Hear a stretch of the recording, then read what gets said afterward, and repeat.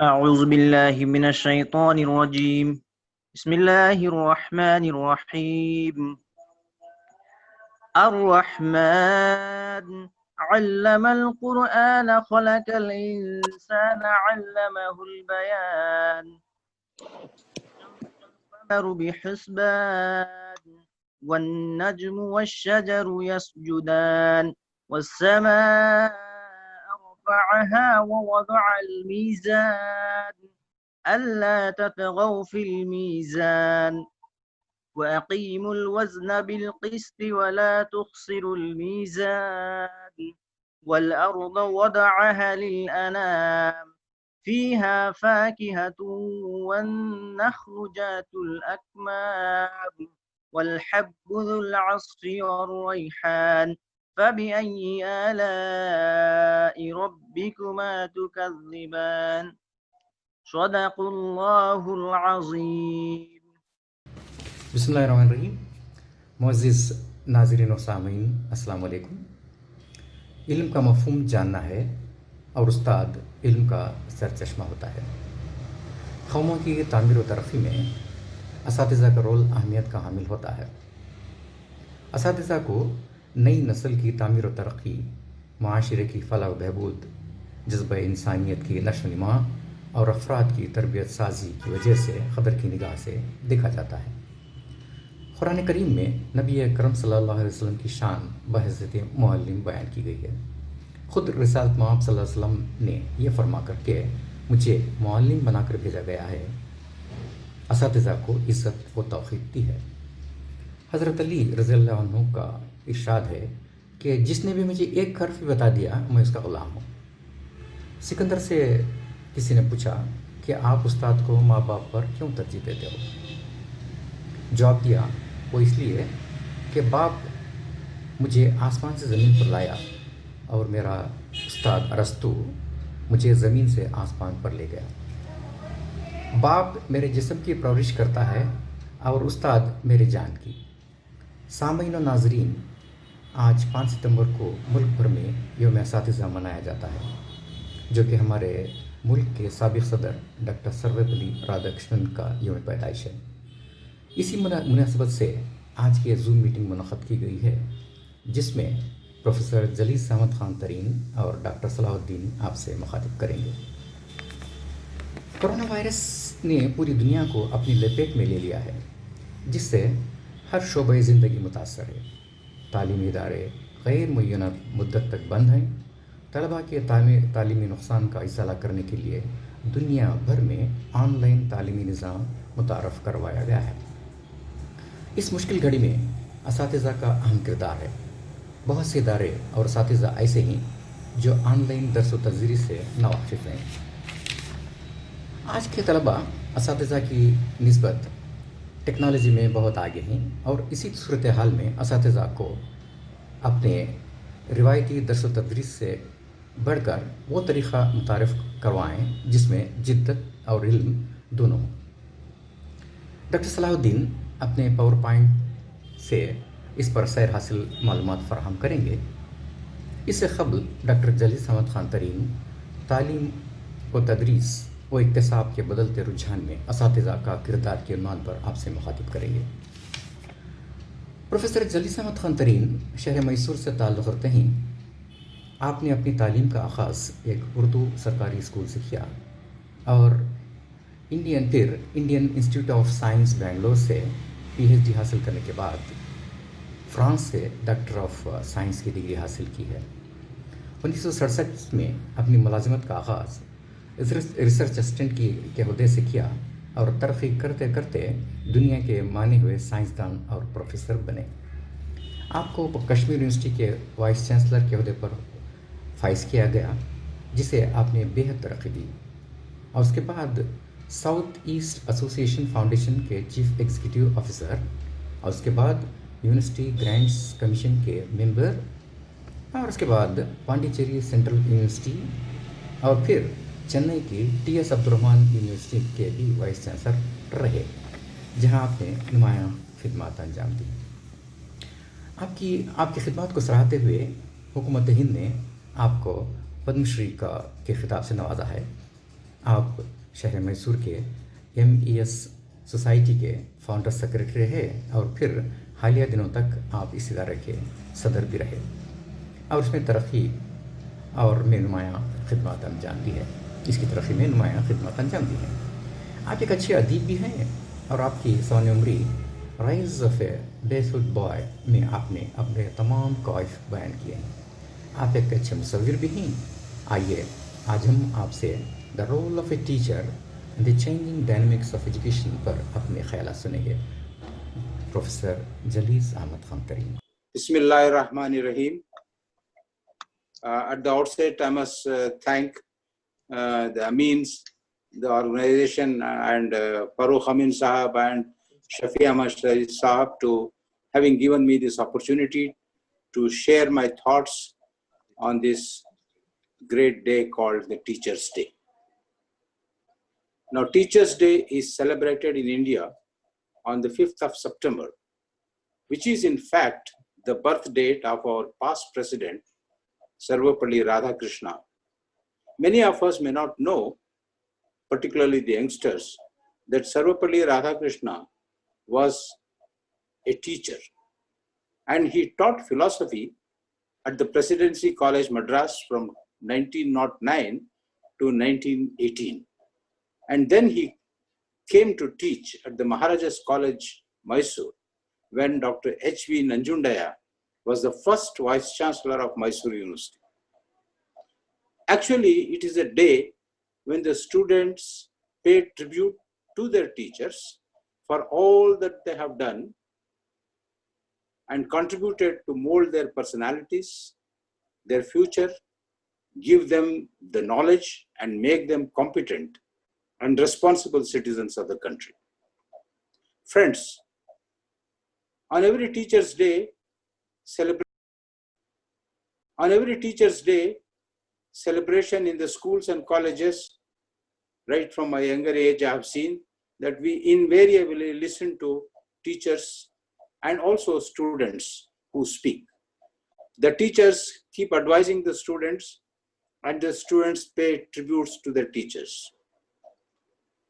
Now, celebrating a Teachers' Day, or for that matter, any special day like the Independence Day or it's a Parents' Day, etc., it should not end up as a ritual, but a day of introspection.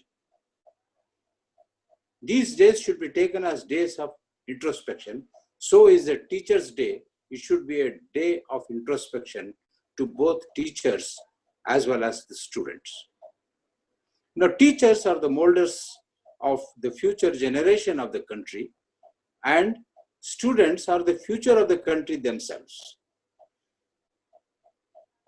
The character of a country is a reflection of the character of a teacher that a country has and the students that the country has. Now, before I share my thoughts with the teachers on the challenges before the present day teachers, I wish to take them slightly into the past post-independence progress of the education system in our country. See, the first Education Commission was formed in 1948 under Sarvepalli Radhakrishna, who was also the Vice Chancellor of the Banaras Hindu University earlier. It is he who laid the foundation for a structured educational system in the country. In 1956, the University Grants Commission was formed for a complete control and guidance of higher education under the guidance of Maulana Abul Kalam Azad. The next major reforms in education were in 1966, based on the Kothari Commission, followed by the new education policy in 1986, and now the new educational policy in 2020. It is very interesting to know some figures of our growth since independence in the various sectors of education and where we stand now. For example, in 1947, there were only 15,000 primary schools, and today we have 10 lakh primary schools. There were 5,000 secondary schools, and today we have 7.5 lakh primary secondary schools. There were only 19 universities in the country, and today we have almost 9,000 universities. 50% or even more than that are private universities. There are only 500 colleges in the country, and today we have 40,000 colleges. There were 50 engineering colleges, and today we have 4,200 engineering colleges producing over 30 lakh engineers. There were only 23 medical colleges, which have now risen to 429, producing almost 58 to 59,000 medical graduates and 26,000 postgraduates. Post-independence, we have developed almost 80 institutions of national importance like the IITs, IIMs, NITs, IIITs, IES, etc. Of course, the credit goes to the founders who visualize such a growth of the country. Now, this is the bird's eye view, just to remind the teachers and the students the incredible role that they have played in the nation building. A teacher should realize that he is there not just to teach in the classroom the curricula and believe that his job is over if he teaches the curricula and the student passes his examination. A teacher should realize the changing dynamics of the world order. That is my focus. That at one point of time, we were writing examinations, we were passing the examinations, we were registering in the employment exchange or apply somewhere, look for a government job, work in your own city or the next city. Today, the change of the dynamics is that the world order has changed. There is a globalization of education and a direct link between the dynamic global economic activity and the evolving education system. Never during the entire 20th century has the higher education gone through such a rapid change as during the last 2 decades. Why? Because education is now related to the global employability, not the local employability. It is the survival of the most versatile and the most innovative. If we are not versatile, if you are not multi-talented and innovative, I'm afraid you end up not of any significance. Now the society has become, it's a borderless system. It's a borderless learning system that is in place and with enormous access of information. Now, the system flows faster than the sound. The information flows faster than the sound. It is on your fingertips. You must know that at one point of time, we were not leaving our cities to study. But today, you will be surprised that about 5 million students leave their homes to study outside. Why? Because the entire dynamics of the requirement of the society, the industry, and the employability has completely changed. It is here that the challenges of the teachers are in the changing dynamics of the education globally.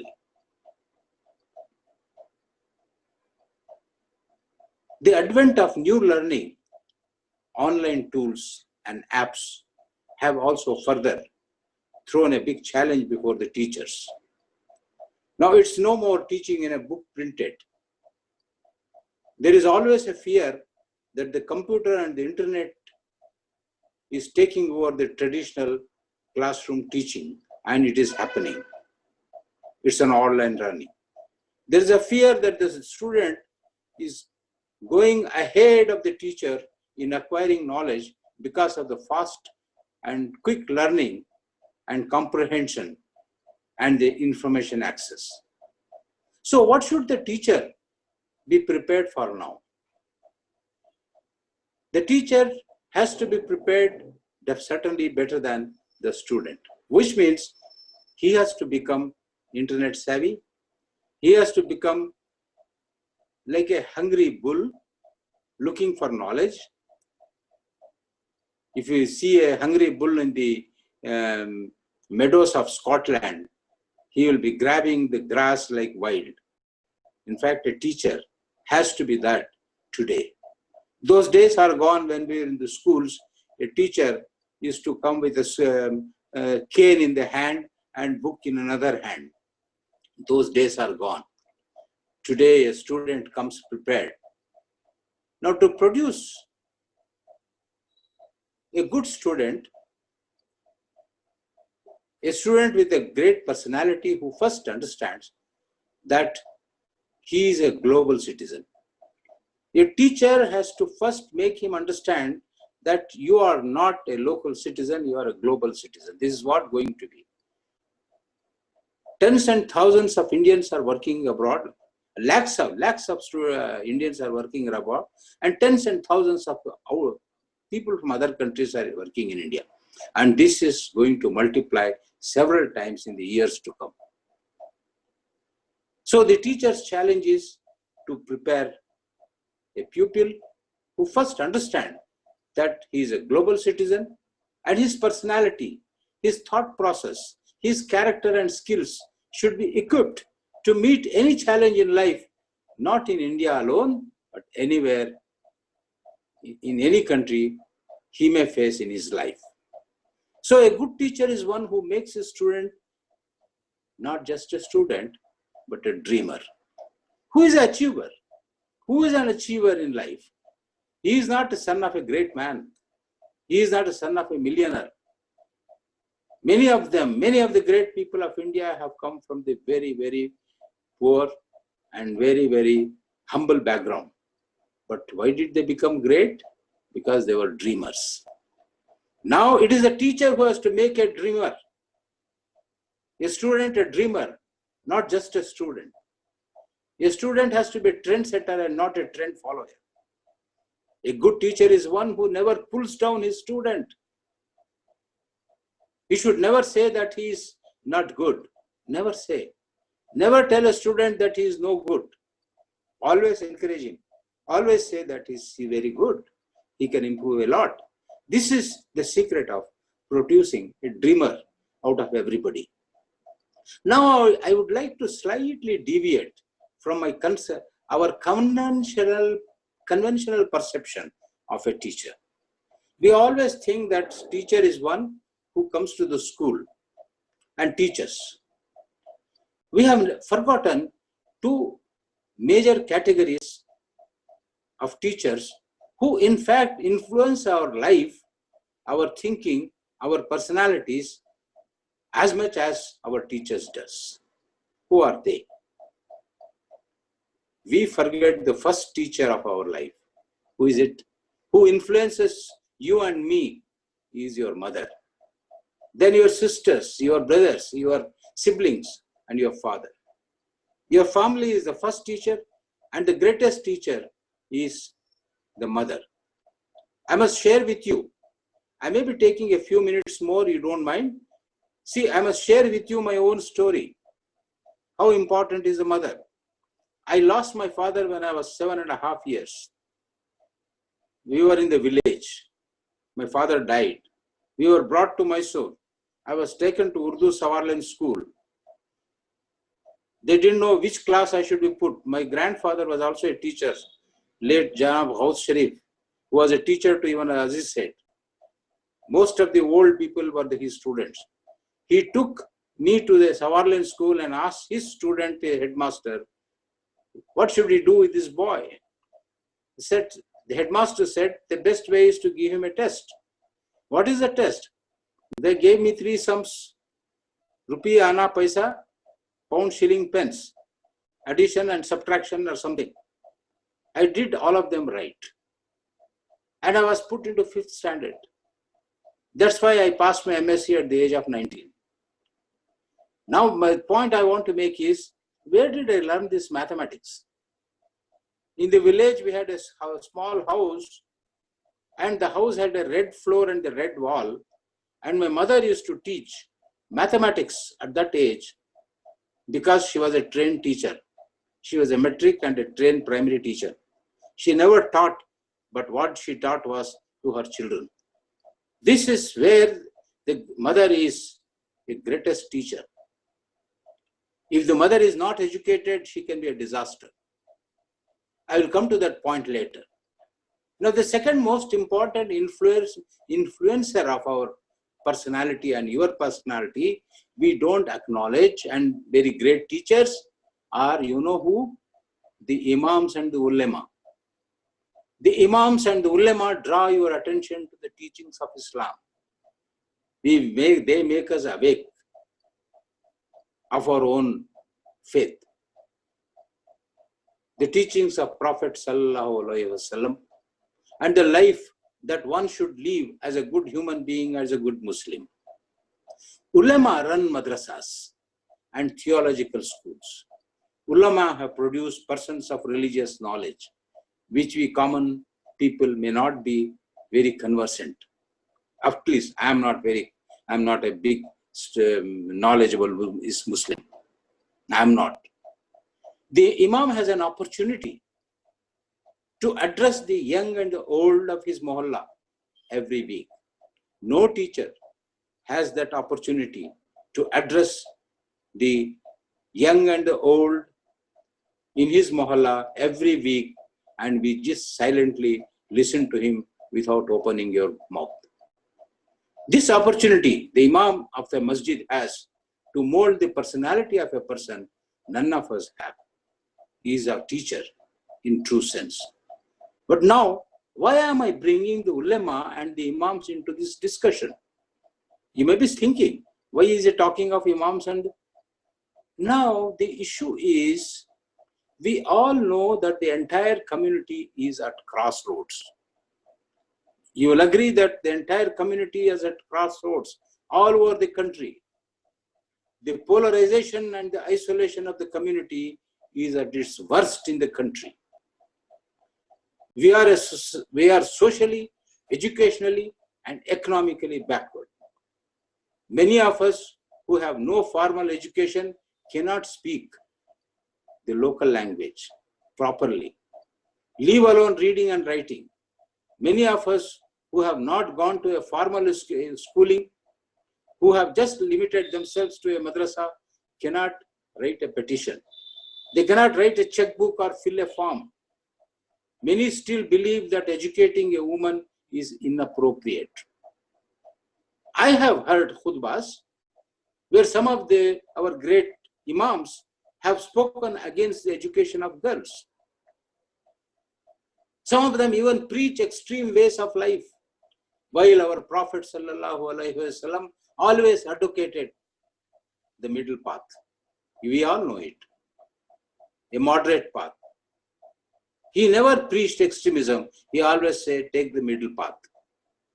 Our imams spend more time on maslas and the maslaks rather than uniting this community to fight the common enemy, namely ignorance, illiteracy, poverty, isolation from rest of the communities. How can this happen? One and the only answer is education, education, and education. Education to women is the education to the entire family. Education to women is the education to half of the community. Who is the best teacher to take this message to the community? Who is the best teacher I can think of? It is the ulema and the imams. They are our best teachers and the source to change the community, educate the community. They are the best teachers if appropriately used. Our community will not be able to sustain the onslaught of hate and polarization that is prevailing today unless our ulema and our imams, who are the most powerful and influential teachers, change their perceptions of life. The khutbahs should be on education. Good relations with the non-Muslims, cordiality, education to women, allowing women to come to masjids, introduce formal curricula in all madrasas and make them pass metric or SSLC. Are we doing it? A Islamic scholar with formal education, knowledge of science, maths, and English, who has a higher degree, is always a better teacher than one who is without it. I have traveled across the world. I have worked in many countries like United Kingdom, France, Japan. I have gone to the masjids there. I have heard the imams. The imams are professors. Imams are great doctors. In America, many of the imams are the CEOs of companies. They understand not only science but Islam better. Do we produce such imams? Are we producing such teachers to change the community? That is my concern. I have written in my book also, my autobiography. It's called Rise of a Barefoot Boy. Sometimes you can read it, or I can give you a free copy when I meet you people. I also want to invoke the pre-primary education at this point. Many of us do not know the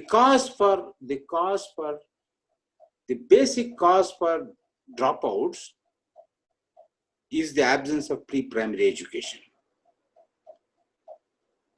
The new education policy has made the age of schooling from 3 very great move, and we should take advantage of it. A child coming from a first generation learner from a poor, vulnerable section is bound to be a dropout if he is outside the school up to the age of 6. Take it from me, I will give you in writing. A dropout is one who has not gone to nursery school. My suggestion is, that was the reason. I don't know if you remember 1976 when Professor Sheikh Ali, myself, I was the founder secretary, Nur Ahmad Saab, Baba Saab, Bashir Saab, Syed Abdul Rahman Saab, all these people, we all joined a small group. At that time, Mr. Sanaullah was also there. And so we started Phulband schools. We did not talk of college. And they were started in masjids those years. They were called Phulband schools. It was a Phulband movement. So my suggestion is that the space or 2 rooms which are constructed as madrasas in every masjid, why can't we use them to start one kindergarten for the children of our own community in the slums and the poor locality? During the daytime, it is a waste, empty, or some people will be sitting, talking and gossiping. Can we not use this space to educate our children? And we have shown the way. We have done it. Tens and thousands of children who don't go to school. Now that the government has started a policy, we should take advantage of it and then start pre-primary schools in every masjid. It's going to change the face of the community. Your dropouts will come down. This should be a movement called pre-primary education movement to Muslim children.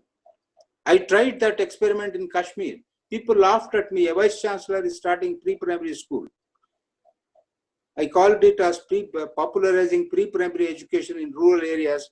And I said that I brought money from somewhere, donor.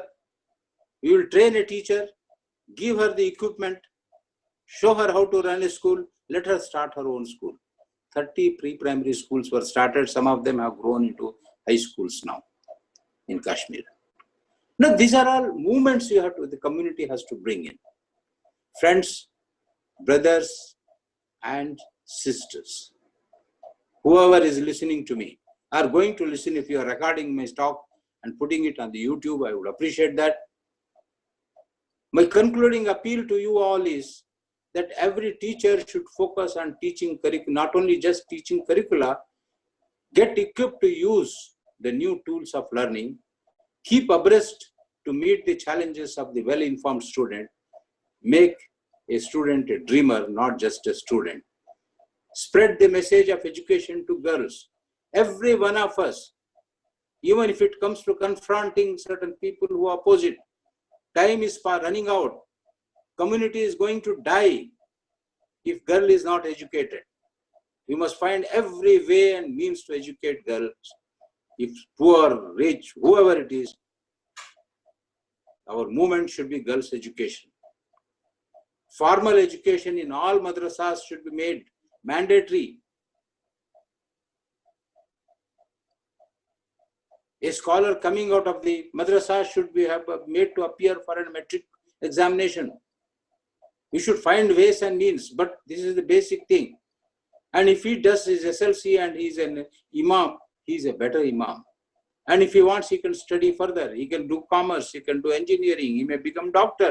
We don't know. Each institution, a person who by hearts Quran, he must be the most brilliant, much better than me. I know hardly about 10 surahs. And now I am old to by heart more. They know that and they have a better brain. Now we are now just wasting it. Many of our people who have come out from the madrasas, they are pulling carts, selling vegetables. They are struggling for money, livelihood. Can we not make them educated, employable, and at the same time, imam? They will be definitely better than me. I cannot speak on Islam. I can give bhashan on education. But they can do both. And they will be acceptable to the society. Most important today is to counter the hate. How do you counter the hate? Develop a cordial relationship. This is what we have to, a teacher has to teach. Every person, I will give a simple formula. Very simple formula. It doesn't cost you anything. When we get up in the morning, we meet somebody from the neighbor or somebody from another community. We just look the other way and go. Instead of that, if you say, Namaskara Swami, Hagidiri, Namaste, how are you? Good morning, good afternoon. It doesn't cost you anything. You know how much he is going to melt? Even if he has a poison in his heart, he will say, look, he is wishing me every day, he's a good man. And he is a Muslim. We are not supposed to be identified with our looks. We are supposed to be identified as with your character. I am outspoken. I have spoken like this everywhere, in every UGC meeting and every commission. I have helped the Muslim institutions. I have appointed 25 Muslim professors in the Pondicherry. Nobody did this so far, but I did it with boldness as a Muslim. But nobody told that you should not do it. Means you have to have a relationship. Unless you have a relationship, how can you survive in this country? These are the messages a good teacher has to give.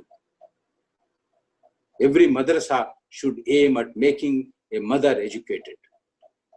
Do not make an illiterate mother. Do not lose hope, as our ulama and imams can change our lives through their khutbahs. And we teachers can change the world. May Allah bless us all. Let us all be equal, stakeholders of the nation's wealth, not by isolation and conservative thinking and backward thinking without any scientific temperament, but through our education and great character as a Muslim. May Allah bless all of us. Thank you very much for giving this opportunity. Assalam. Walaikum salam, Amin bhai. Professor Jalees Ahmad Khan Tareen साहब का बहुत बहुत शुक्रिया। आपने बहुत अच्छा message दिया है इमामों के बारे में। खास तौर से आप एक बहुत ही नया आइडिया दिया है। और ये बात हम सबको मालूम है कि इमाम सबसे पहले मदर के बाद जो टीचर हैं, जो मोहल्ले वालों से खिताब कर सकते हैं, वो इमाम साहिब भी है। मैं इस सिलसिले में शुक्रिया अदा करने से पहले एक क्वेश्चन करना चाहूंगा आज के मेन स्पीकर जनाब जलीस अहमद खान साहब से। अगर इमाम साहब को तालीम देने की जरूरत है तो सर सैयद अहमद खान जिन्होंने हिंदुस्तान में तालीम की शुरुआत की थी, उन्होंने इमामों की एजुकेशन के बारे में क्यों नहीं सोचा? देखिए भाई, देखो, we have spent almost our lifetime just talking about what somebody has not done. That is not that. Please take it from me. The community is paying a big price talking about what somebody has not done. I will tell you what is to be done today. Okay. There is a shortcut which we have already discussed in our Bangalore group of this IAS IPS officer. Tahsin Saab bhi wahan par the. Yasin. So dekho, see what I am saying is, many of the present day imams are not equipped to talk about what I am talking. So what do? What you do is, we have to prepare engineered khutbahs. This morning I had a detailed talk with Sanaullah IAS, and he agreed that all of you in Bangalore will join together to make a small group of khutbah preparation committee. कुछ इमामों को, कुछ इनको involve करके, जो मैं topics बोल रहा हूँ और भी दूसरे टॉपिक्स जो हैं, जो रूटीन बोल कर हमारा कान फाड़ रहे हैं लोग, इसके बजाय let them talk on the current issues, the problems of education, women's education, madrasa, masjid mein kindergarten. Let them talk of women's education. Let them talk of allowing women into the masjid and to listen to the imams, and so many things. So such khutbahs should be written, printed, and distributed across the state. And I have offered to Sanaullah that if first 20 khutbahs are prepared, let us publish them, about 2,000, 3,000 copies, give it to all the masjids, and the cost of which I will bear. Not that I am a rich man, I am a pensioner, but God has, whatever has given me that thought, that if nobody comes forward, I will pay for the publication of this khutbahs and distribution. That is the only way now. There is no point in talking anything. And now the government, the minority ministry, the Waqf has to involve itself fully and see that they speak and these khutbahs. इसी हर वक्त जो है हम मस्जिद से या मदरसों से मेरे पास आते हैं, हर रमजान में काफी अच्छी रकम लेके आते हैं. मैं हर वक्त तो उनका नाम नहीं लेना चाहता, उनको बोलता हूँ भाई 2 खुतबे अल्लाह के वास्ते, 2 खुतबे 6 महीने में एक बार लड़की की एजुकेशन पर दियो. तो मदरसे में ये मैथ साइंस पढ़ाकर एसएलसी में बिठाने की बात करोगे, सब आके पैसे ले आते मगर कोई नहीं करते. Now we have to take it the bull by head on. You see, because now there is no more casual talk. Now you have to spread it aggressively. Some may confront, some may don't like it, but some will fall into your teaching, and that is enough to have a fire like the fire of California. Let us not talk about Syed Saab. Syed Saab did so many things. He built a university, but he did not think of it. It doesn't matter. Thank you, sir.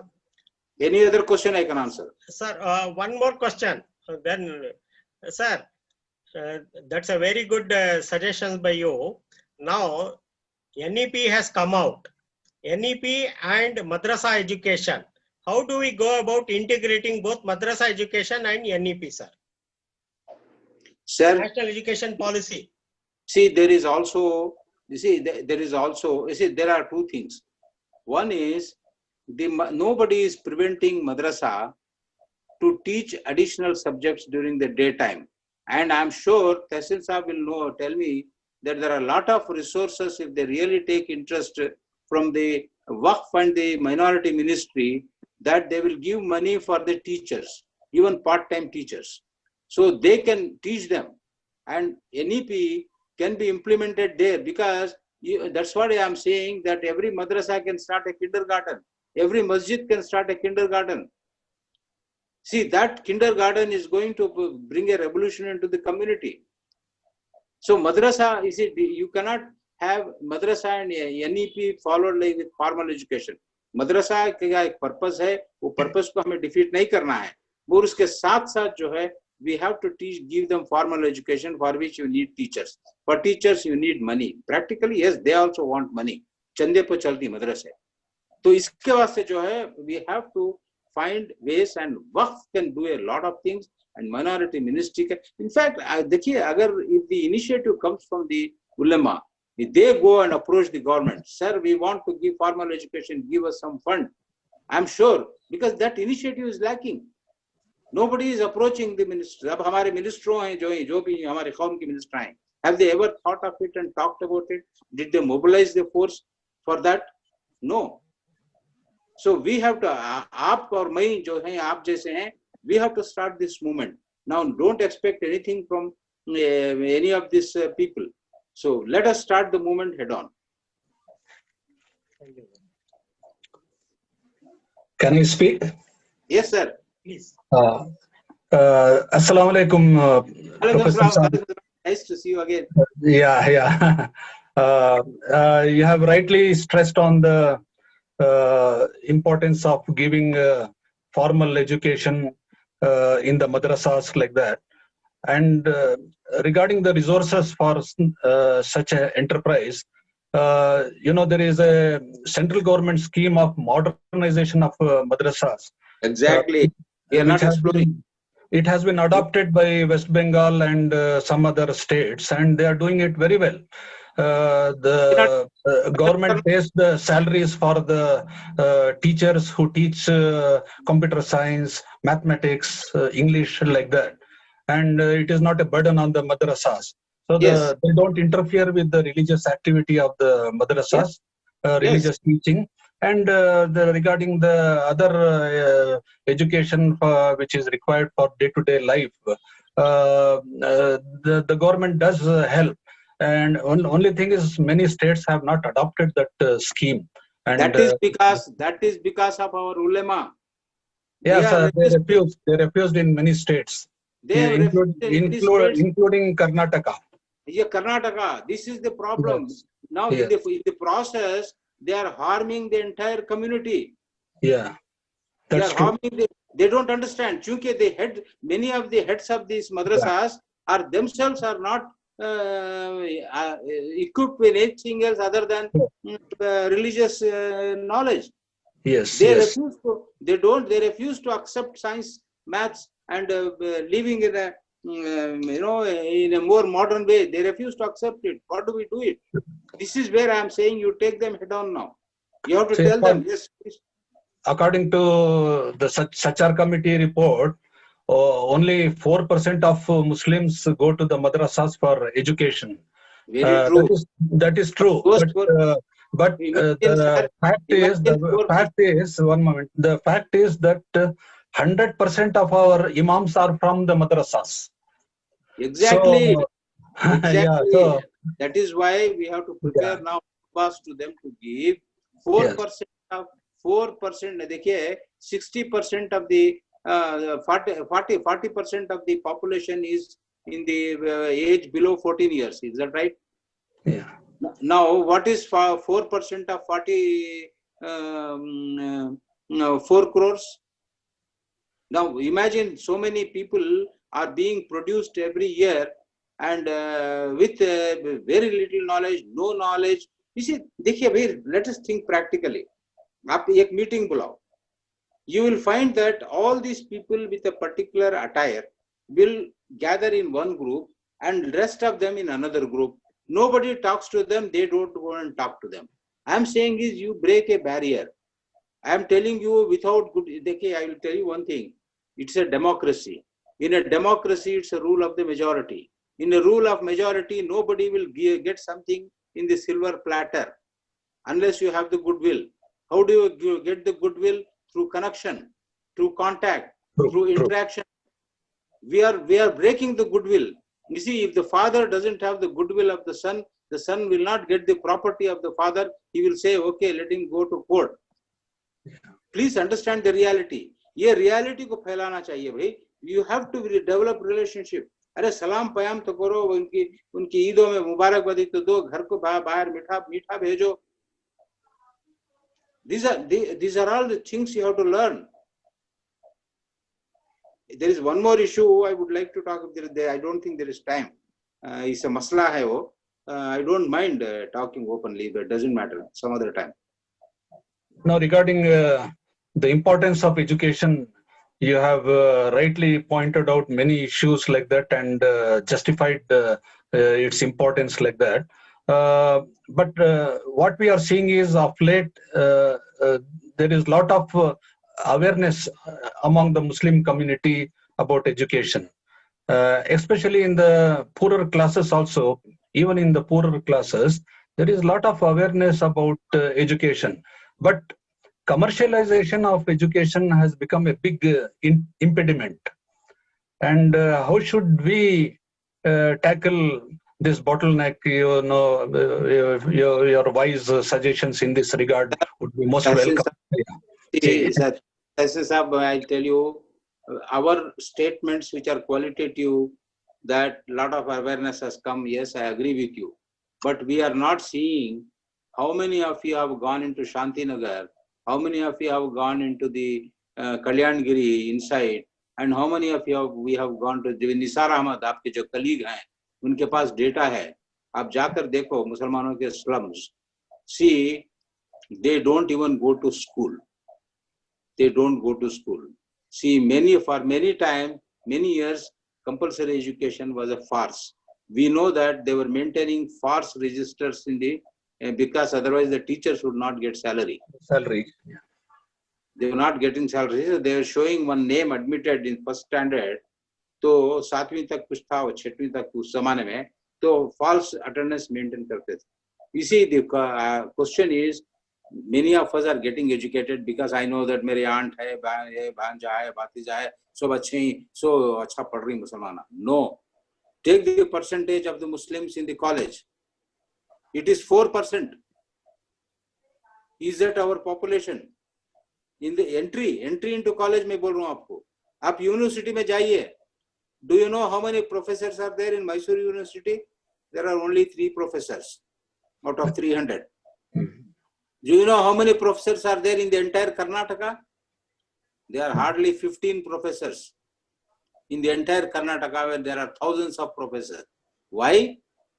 There is no higher education. There is no research. There are no opportunities. Even there is an opportunity, they will not give an opportunity because foolish people. We have no brain. We have not tactful. If some another organization breeds hatred, we should breed love. Counter करना, हमें उसके ऊपर argument नहीं करना, इन्हें ऐसा करे, ऐसा करे, ऐसा करे, इन्हें क्या भी कर रहे हैं. Our approach is different. This is a new model I am proposing to you. I mean, we can have a long discussion on this. I may be wrong, I will be corrected. But this is my thinking. It's difficult for me to change. I'm too old to change. No need to change, Professor Saab. Your ideas are there to change. Sir, if you are recording it, you put it on the YouTube. I don't mind facing. Put it on the YouTube. Yes. And the speeches of the others also. Because people should read, listen.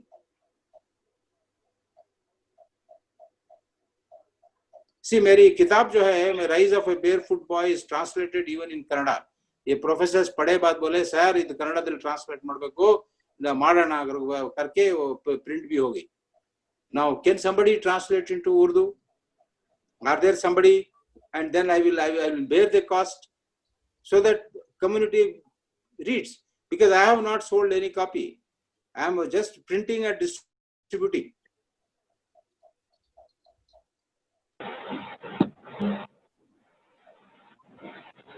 Sir, is anybody listening to this, or is it only 5 of us, 6 of us? No, sir. There are maximum of 22 participants. Okay. Actually, you could have... नहीं देखिए, technically you could have streamed it on the YouTube. Stream कर सकते हैं. Sir, I want to speak. Yeah. Sir, I want to speak. Please. कौन बोल रहे हैं? Sir, मैं मुजीदा बानो बात कर रही हूँ. हाँ, मुजीदा, कैसे खैरियत है? Yeah, I'm fine. Very nice. Happy to hear your speech. Excellent it is. बहुत अच्छी लगी आपकी speech. Sir, you told that anybody will translate Urdu. I have spoken to my husband. He'll translate and give you, sir. Okay. So I will give the English version. He can translate, and Yes, sir. he can charge me some nominal money for translation. I will pay for it. Sir, it will be a service. He will do it. He is an excellent translator. He will do it. He has translated Urdu school science books from past 2 years. 20 books he has translated. Science Please, English books to the Urdu I books. shall be obliged if he immediately takes it as a project, finishes Yeah, it yeah. in 2-3 Definitely, months, sir. so that before I leave for America, then we will print it. We will print Definitely, it. sir. I will meet you. I will take it. We will get it. We will do that translation work, sir. He will do it. I have spoken to him. Inshallah. Great, great. Thank you so much. Good work. Yes. He is Mr. Akhtar Suhail. He is working as a teacher in a Farooqia school. He is into the lot of translation works. So he will do it, sir.